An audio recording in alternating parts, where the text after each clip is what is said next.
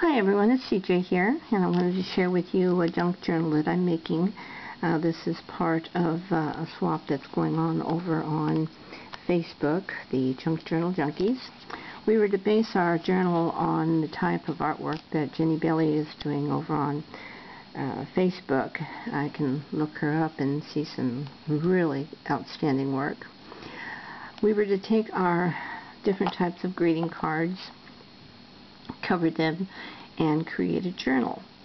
And then I believe it's sometime in March we'll actually have a swap with another partner. So let's go ahead and just thumb through this real quick. I'm going to give you some information. I basically just got out my collection of things that in my scrap bin, old jewelry, ephemera that I've saved.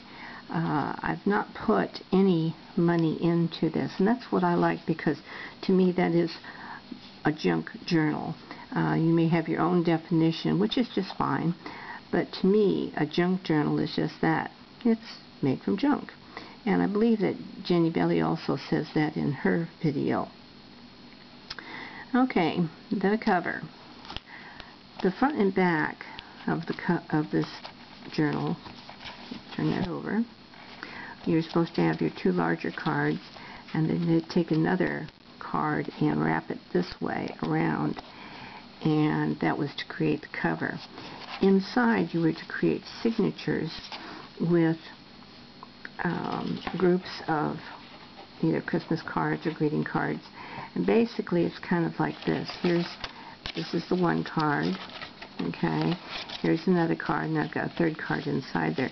But you can see how they can go together. Then you take your string like this.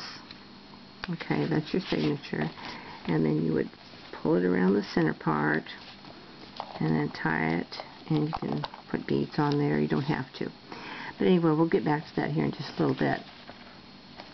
These are the cards that I did cover. I painted some. I put paper on some, and what I wanted to do was try not to put anything bought into it, as far as, you know, I did not run to the store and buy something to put in there, because I did want it to be a junk journal.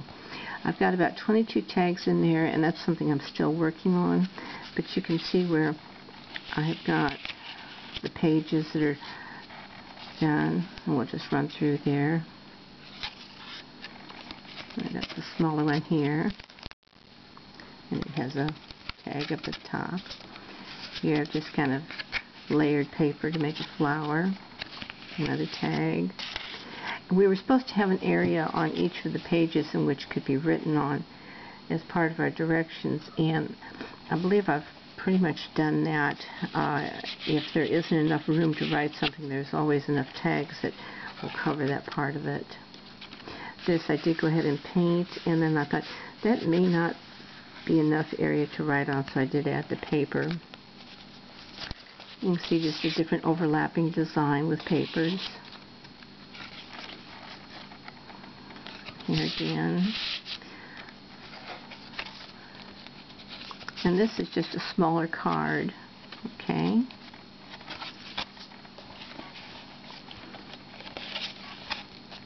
And again, just overlapping papers.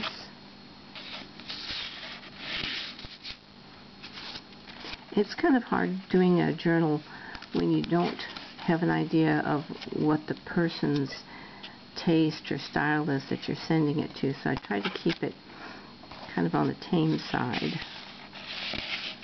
Maybe they can always add more to it. Okay, now this is an example of one of the signatures. This would have been the front of a card, Christmas card. This is the front of the second Christmas card. This is the front of the third Christmas card, and that's the back, because I sewed it together to make it a pocket. Okay?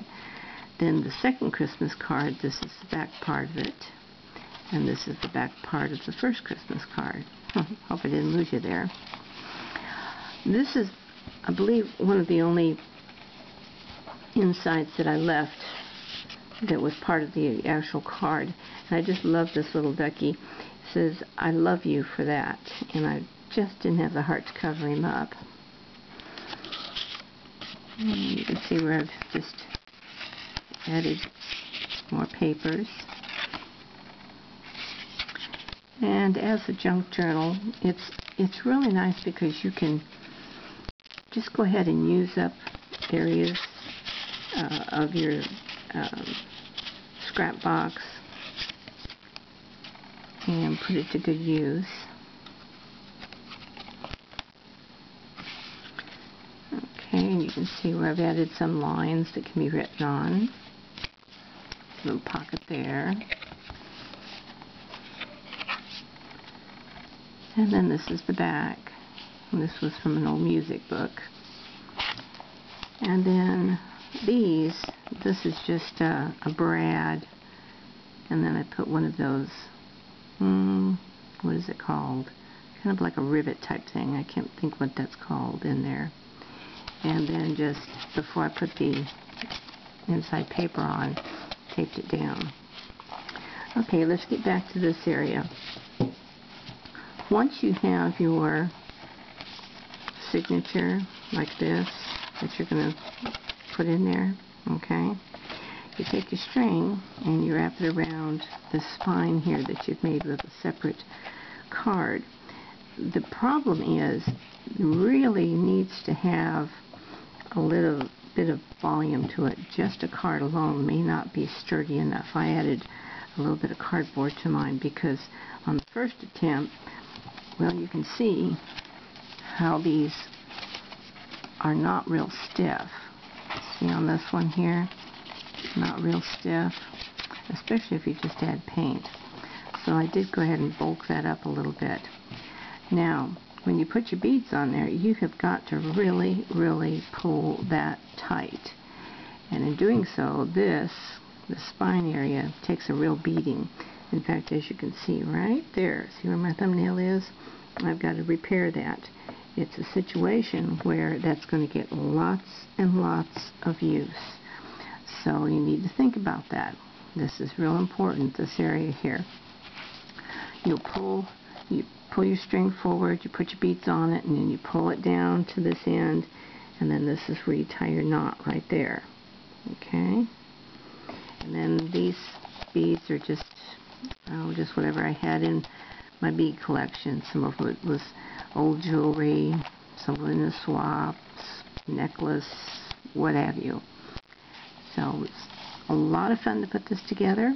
Now, like I said, I've still got a little bit more work to do on it, but it's getting there. I hope you've enjoyed this video, and we'll talk to you later. Bye-bye.